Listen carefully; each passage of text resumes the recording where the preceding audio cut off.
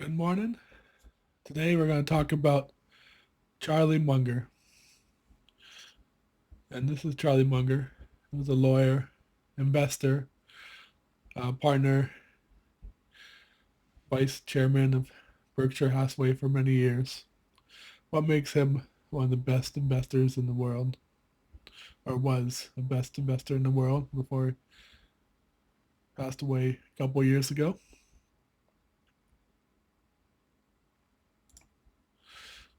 So how to become a great investor? Charlie Munger way. So simplicity is a superpower. Don't touch what you don't understand. So that's a really powerful concept. So simple the better. And if it's really simple, if it's really complicated, you probably won't understand it. And it's probably not a good investment for you. So like option schemes, something with a large, there's someone selling on the other end they don't understand. Sounds flashy, sounds good. It's probably horrible investment. Complexity is the enemy of rationality. In investing, mistakes cost real money, not just pride. So you want to avoid mistakes at all costs in investing. That's why a simple idea, a simple rationale for your investment thesis is a good thesis. So the simpler the better. And generally, simple, boring investment may outperform a complex one by miles. Yet, few people are psychologically wired to appreciate it. So, psychology plays a large role in this statement. And we're not wired to appreciate how simple things usually drive investment outcomes. The illusion of control. Humans have a deep-seated desire to control outcomes. And the complex systems are very unpredictable and therefore make very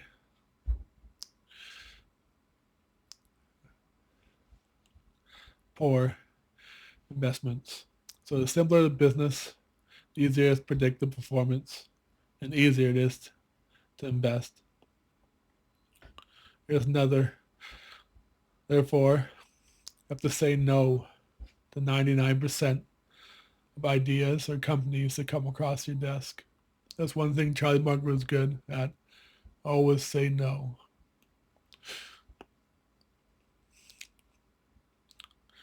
He had 100 mental models, a mental model for everything. So what applies to one thing and one other? And thinking a multidisciplinary approach is exponential. That I did not exceed in life by being intelligent. I succeed by having a long attention span. So pretty much he can think and apply multidisciplinary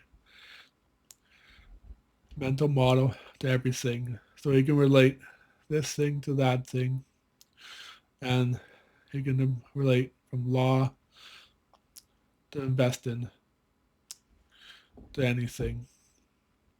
So in investing, you don't just think narrow-mindedly, you gotta think open-mindedly. And you gotta think multidisciplinary.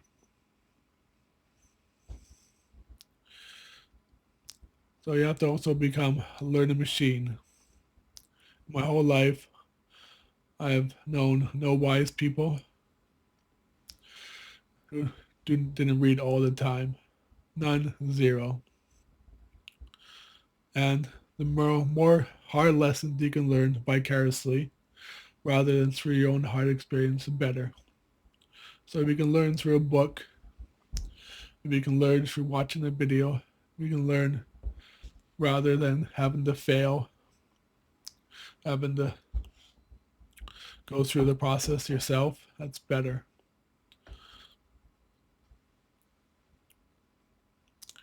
Bet on large, bet large on your best ideas. The wise ones bet heavily when the world offers them an opportunity. They bet big when they have the odds, and the rest of the time, they don't. It's just that simple. So when you have a good idea, I should rank them in the list, in your list of ideas. How does this, and compare it to everything else that you have in your portfolio. So you got investment A, you got investment B, and you get so many ideas. So many people throw you so many ideas. But is it a good idea? Is it a simple, good idea? And if you think it's a really good idea, it's worth putting your money in, why should you put that under 32nd on your list? It should be at the top of your list. And you should bet big. It's like in poker.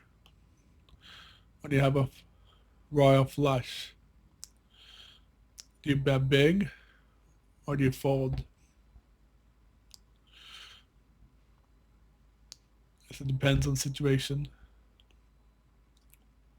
Always use a checklist. No wise pilot, no matter how great a talent or experience, fails to use a checklist. And if he doesn't check the boxes, he passes on to the next.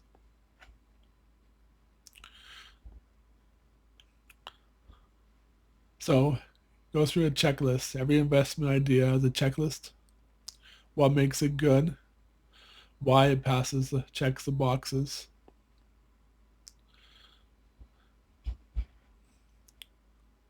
And how we'll succeed in the future. And it doesn't check the boxes, pass on to the next idea.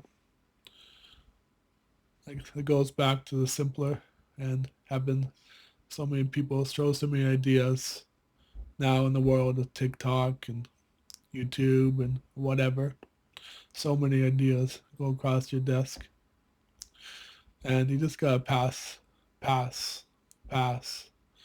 So many of them. The power of incentives.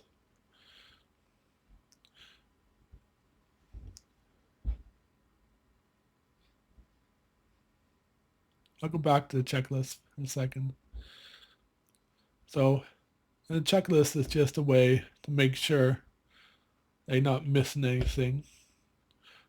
Like you don't go to land without your landing gear down. You don't go, you don't know where you're going. So you gotta go through all of this and like any investment idea, any idea at all, has a checklist. And if it doesn't, don't go through and check off all the boxes, what makes it a good investment and why are you investing in it?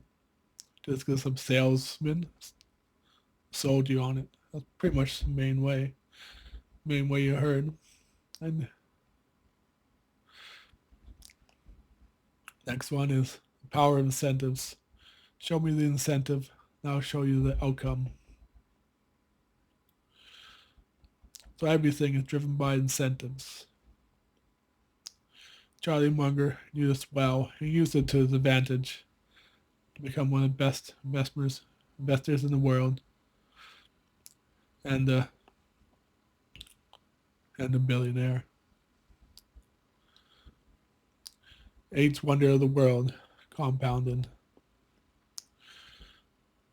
The big money is not in the buying and selling, but in the waiting. So you can trade stuff all day. You're not making money. You're not making a difference. You're not letting stuff compound. You're just sending it back and forth, and letting the government take its cut. So the real money is made in the waiting and letting things compound. Next question. How does this relate to Bitcoin? We believe that Bitcoin is the greatest monetary asset in the world. Charlie Munger, probably too old to, to learn about Bitcoin, probably never even learned or looked into it. So, because he's like already a billionaire by the time it came around. So, if Bitcoin is your best idea, why only put 1 or 2% into it? It should be a large portion of your portfolio, 80, 100%, not just 5, 10%. Bet big, bet large.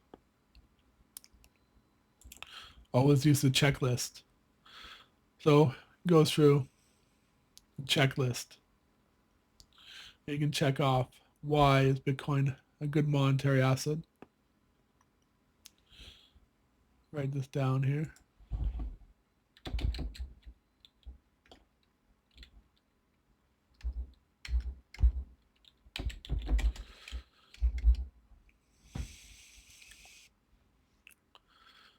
Why is Bitcoin a good monetary asset? Let's go through the checklist.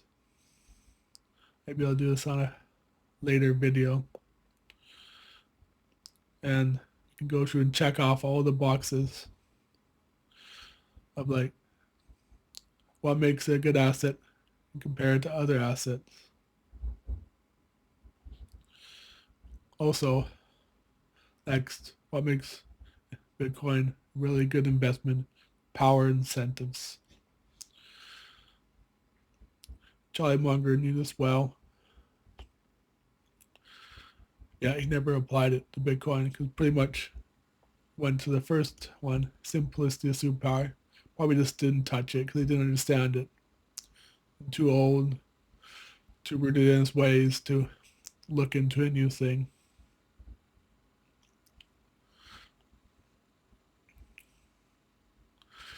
So, and that's what one of the things Bitcoin tells you is how to think in a multidisciplinary approach. I don't know how many different mental models I had to apply when looking at or thinking about Bitcoin. And that's why what makes it a good investment is you gotta look at everything and try to think like Charlie Munger does. And try to apply the world in 100,000 different mental models.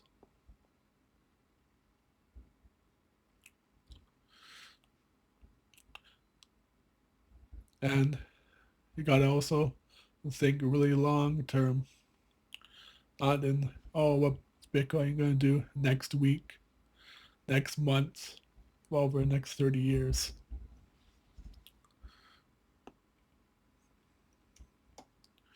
And I go back, simplicity is a superpower.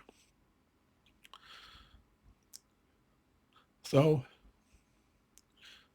and that's why the idea of Bitcoin, idea of money not being attached to the state, the idea of a native money to the internet is a really simple idea.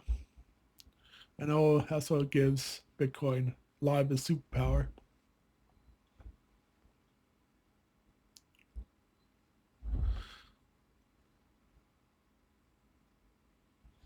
I think that's how Charlie Munger became such a great investor and how it relates to Bitcoin and investing today.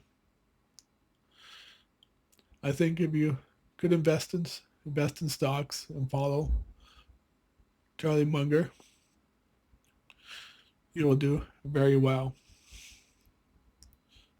But if you follow these simple principles and apply them to Bitcoin and apply them to how it will change the world and how to think about everything, you will do extraordinary.